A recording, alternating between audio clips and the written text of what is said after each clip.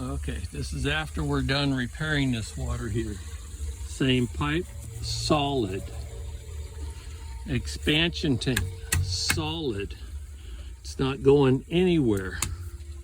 It's held with a bracket designed to hold it. The pipes are insulated correctly.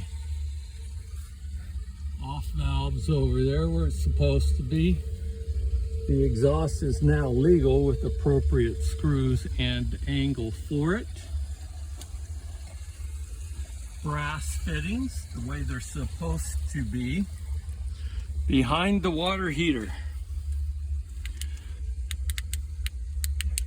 The water heater is actually against the wall supports, top and bottom, the way they're supposed to be. The earthquake straps are tight, not flopping around like before.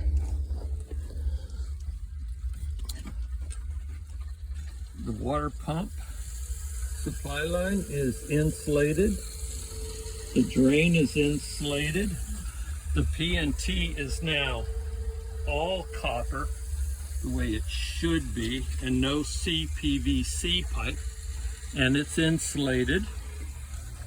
The gas line's been altered. Now it doesn't move with your foot.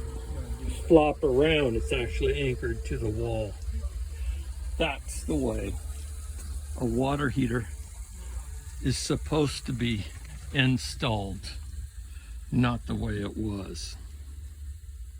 Now the pan under the water heater, there's no point because you can't drain it downhill on this job. You also have a bonding wire, which you did not have before, right there, all the way up to the cold and hot water side, way it's supposed to be.